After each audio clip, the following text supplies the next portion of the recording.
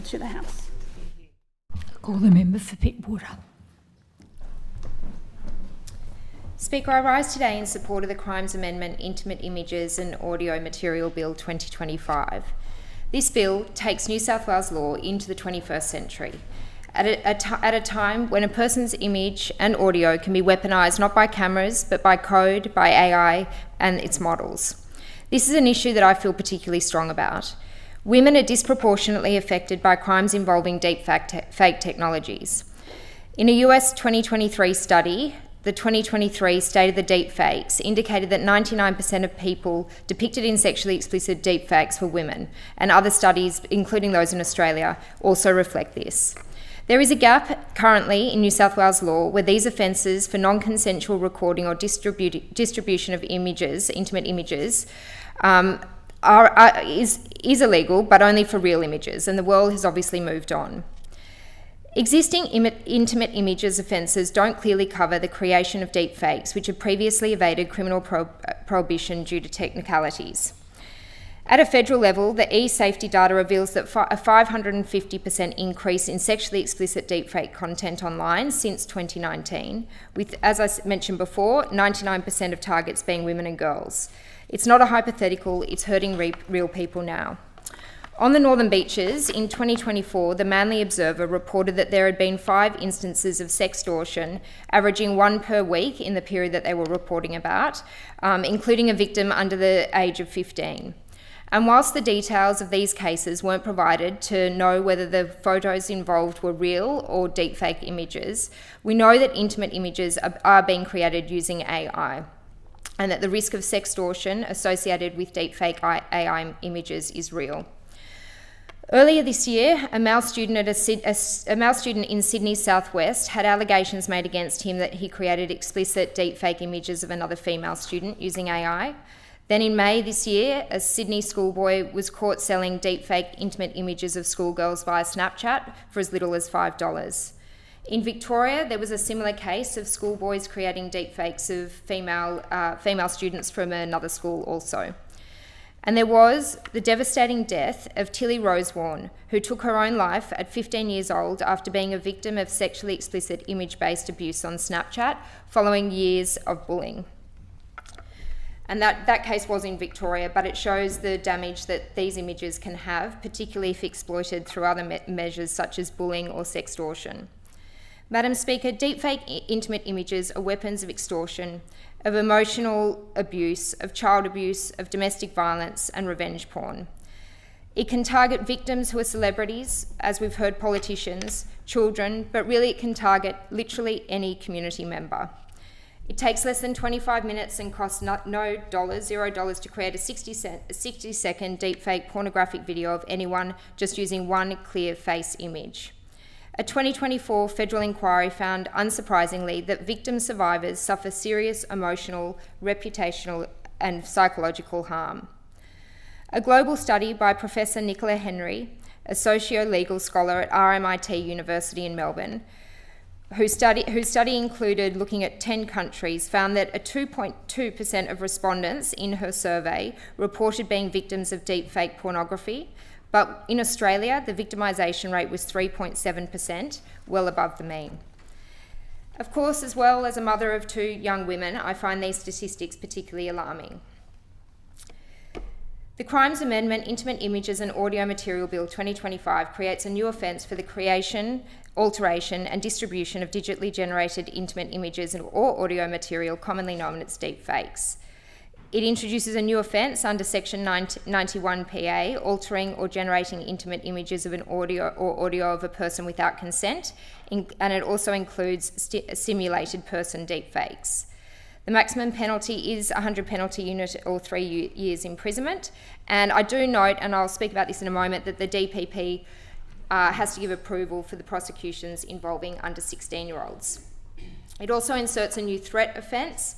Threatening to create or share an intimate deepfake material is also subject to penalties, which I think the community would welcome.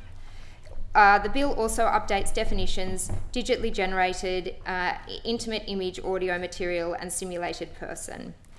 The statutory review that has been mentioned with 12 months is very welcome, with a reporting after 18 months, because this is an area that is rapidly evolving, and data will also inform how many people are prosecuted, and also some of those issues that may arise, particularly looking at prosecutions involving those under 16s, given that some of those cases I mentioned are happening in schools, and that's where this deepfake technology can be particularly problematic with young people. Residents in the Northern Beaches community have raised concerns with me about teenagers being targeted, especially young women, and this discussion has come up in regards to, even how images could be taken in bathrooms, in public areas, and particularly at the beach as well, and how there is a possibility for photos taken to rapidly evolve into deepfake material that could be weaponised against someone. And although some of these concerns I have discussed don't directly relate to deepfakes, I have also heard from many people and parents who have come into my office whose children are victims of bullying, serious bullying, that has left them off school. I've also had people come into me with terrible stories from experiences in psychiatric wards, and when they have told me their story, they have reflected on the bullying that they have had at school, often many, many years earlier. So even though we're not directly talking about bullying here, it is of course one of the uses that deepfakes can be used to create bullying, cyberbullying, and therefore it needs to be considered in that context also. This bill does bring long overdue clarity, justice and protection to victims. I also just want to note comparison with other jurisdictions, particularly other jurisdictions across the world, and what they're doing in this area. Firstly, noting that this bill brings New South Wales into line with other jurisdictions in Australia who are also taking action, and noting South Australia passed laws creating offences for creating and distributing deepfakes in 2024. Denmark has this year proposed amendments to its copyright laws aimed at combating deepfakes by allowing creators to assert their copyright over their own likeness, making deepfake misuse potentially infringing copyright. And again, this is a broader approach of regulating this area. Critics have noted the limitations of doing this. The protections within Denmark also require that content be removed domestically, and one of the limitations is obviously that content may still be accessible from abroad. Additionally, under the EU's Digital Services Act, platforms can face financial penalties if they fail to remove illegal content after being notified. In South Korea, they have enacted tough reforms in response to data that show on its citizens, in particular actresses and singers, make up 53% of individuals targeted by deepfakes. In South Korea, actually, it's also been criminalised to view or have in possession sexually explicit deepfake images as well, with penalties up to 3 years in prison. I also wanted to note the challenges we have potentially with enforcement, and this is why I think the review is very welcome. I note that in the devastating loss of Tilly that I mentioned earlier, that her parents did reflect on the limitations of enforcement, people claiming their phones have been hacked, and I suppose this is an area that with a review period it would be good to look into. I also wanted to mention as well that although this bill does not cover it focuses on intimate issues and does not cover other types of deepfakes, I think there is a serious concern, as other members have mentioned as well, around the risks of deepfakes, particularly misinformation and disinformation with deepfakes and the use of politics, given how realistic they are, and the potential to mislead voters. And I think that is an issue that that should be tackled at some point as well.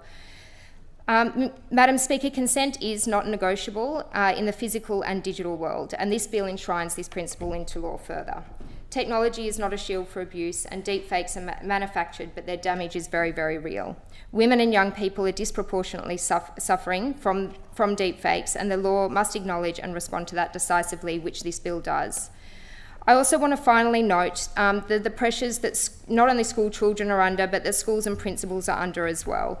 And whilst I'm a very, very strong advocate for the need to address the universal problem of bullying, which is very difficult, but I do also think there needs to be a greater focus on perpetrators, I also acknowledge how hard this is for schools and also for principals. And I do call on the government with this bill in particular to ensure that schools and students and parents do understand the new laws and are educated on these new laws. I will be personally reaching out to the principals in my electorate, but with the damage to victims so great and with the penalties high and the particular risk for those over 16 years old, I think it's imperative that we inform the community of these changes.